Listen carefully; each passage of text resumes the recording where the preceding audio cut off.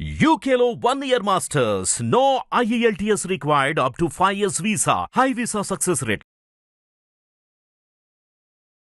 ఇక్కడ ఇంత కేసులో నిజంగా మోసపోయి అన్యాయం అయింది ఎవరు అంటే వాళ్ళ ఆయన. ఆయనకి క్లారిటీ ఉంది, కానీ కాపురం నిలబెట్టుకోవడానికి ఆయన చాలా నిజాయితీగా వాళ్ళ ఆవిడని వెనకేసుకొస్తున్నాడు.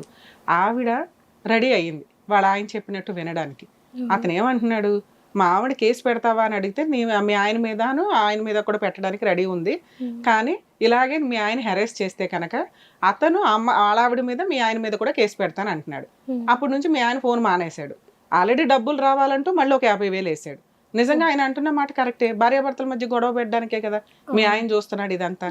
సో ఇక్కడ వాళ్ళ కాపురం మీదో అమ్మాయి మీదో మీరు ఏ కేసులు పెట్టడానికి కుదరదు.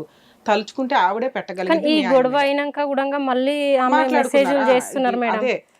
వాళ్ళ భర్త దగ్గర మంచిగా ఉన్నట్టు నాటిస్తుంది, కానీ ఇక్కడ చేస్తుంది. నీకు వాళ్ళ ఆవిడ గురించి మాట్లాడే అర్హత లేదు, మనకు అనవసరం. వాళ్ళ ఆయన ఆవిడని ఎక్స్క్యూజ్ చేసుకుంటున్నాడు, వాళ్ళు చేస్తారు. ఇలాంటి కేసులో మీ ఆయనతో నువ్వు కలిసి ఉండగలవా లేదా అనేది మనం మాట్లాడుకోవాలి. నువ్వేమంటున్నావు, మా ఆయన మారి బాగా చూసుకుంటే నాకు ఓకేనండి అంటున్నావు. ఈ సాక్ష్యాలన్నీ కూడా అసలు ఆయన ఇంకా ఛాలెంజ్ చేస్తున్నాడు. ఏమని, వీళ్ళిద్దరి మధ్య ఉన్న ఆడియో రికార్డులన్నీ కూడా తీయిస్తానండి అని. నువ్వు ఏ కేసు అన్నా వేస్తే ఈ ఎఫెక్ట్ అక్కడ పడుతుంది. నువ్వు డైరెక్ట్ అటాక్ ఇవ్వవసరలా. నువ్వు ఇక్కడ కేసులు పెడితే ఇండైరెక్ట్ గా ఆ కేసులో అదంతా ఉంటది కదా స్టోరీలో ఆవిడ వస్తుంది. ఆవిడ మీద పర్టికులర్ గా కేసు వేయలేవు, కానీ నీ కేసు ప్రతి దాంట్లోనే అమ్మాయి స్టోరీ ఉంటుంది. ఆవిడతో ఇలా అక్రమ సంబంధాలు ఉన్నాయండి, ఇట్లా డబ్బులు ఇచ్చుకున్నారు, ఎట్లా మాట్లాడాం, ఎట్లా ఒప్పుకున్నారు, ఇవన్నీ ఉంటాయిగా. ఆటోమేటిక్ గా వాళ్ళ ఫ్యామిలీ మీద కూడా ఇది ఎఫెక్ట్ పడుతుంది.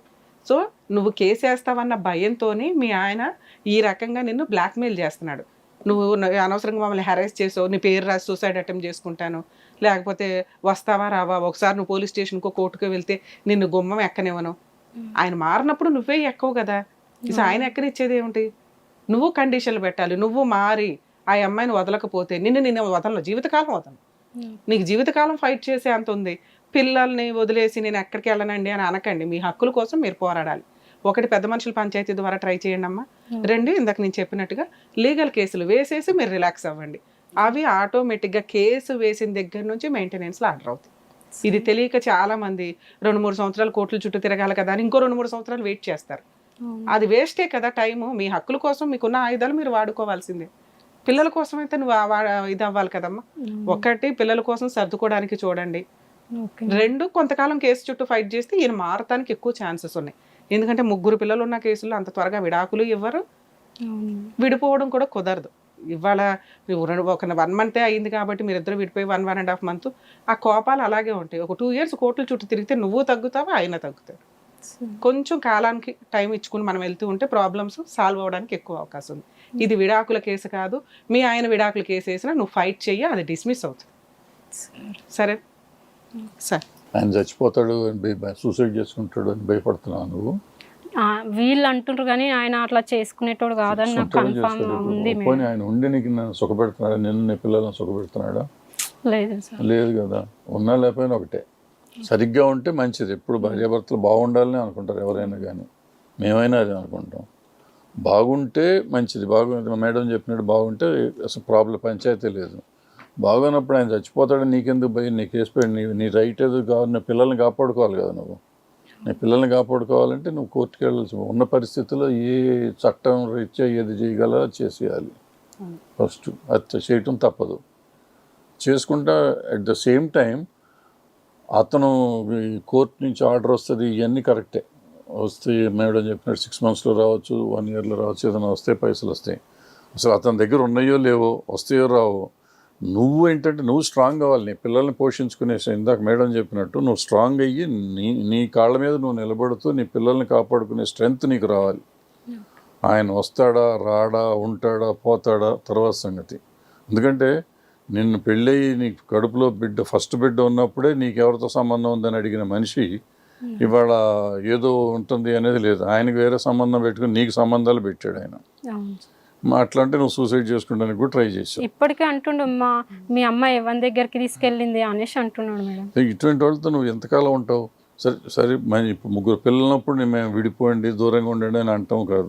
నువ్వు ఆ కాపురం కాపాడుకుంటానికి ట్రై చేయి. అట్ ద సేమ్ టైం నీ ఓపికగా నీకుండే హక్కులు నువ్వు కాపాడుకో. నువ్వు నీ కాళ్ళ మీద నిలబడతానికి నీ ప్రయత్నం నువ్వు చెయ్యి. అది సంపాదించి పిల్లల్ని పోషించడం అనేది నేర్చుకో. కోర్టు కేసులు ఉంటే కోర్టులోకి పోతానికి అప్పుడప్పుడు పోయి రావాలి, తప్పదు అది. పిల్లల్ని తీసుకెళ్తావా, లేకపోతే పిల్లలు మీ అమ్మ నాన్న దగ్గర పెడతావా, పక్కింటి వాళ్ళ దగ్గర పెడతావా, తర్వాత సంగతి. But you will have to fight. నువ్వు ఫైట్ చేయకుండా నేను ఏం చేయను, ఆయన రావాలంటే ఆయన ఎందుకు వస్తాడు? ఆయన దేవుడా? లేదా మేమేమన్నా దేవుళ్ళం? చిట్టుకేసి రాబాబు అంటే వస్తాడు ఆయన? రాడు కదా. ఇవన్నీ జరిగే పనులు జరుగుతాయి. మంచి జరగాలి, జరుగుతుంది అని అనుకుంటున్నాము. జరగాలనుకుంటే ఇప్పుడు ఆయనకున్న పొజిషన్లో మేము ఫోన్లు చేస్తే ఇంకా జిద్దుకొచ్చినట్టు ఇంకెక్కువ అవుతుంది. అనవసరమైన విషయం అది.